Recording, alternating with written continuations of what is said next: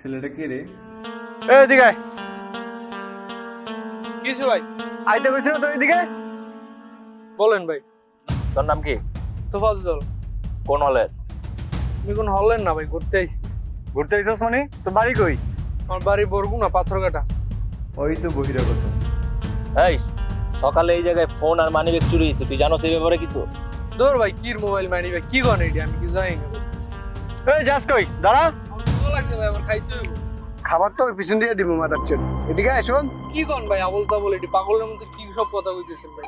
এই বেটা পাগল মানি ফোন তুই চুরি করছিস বুঝছস? এই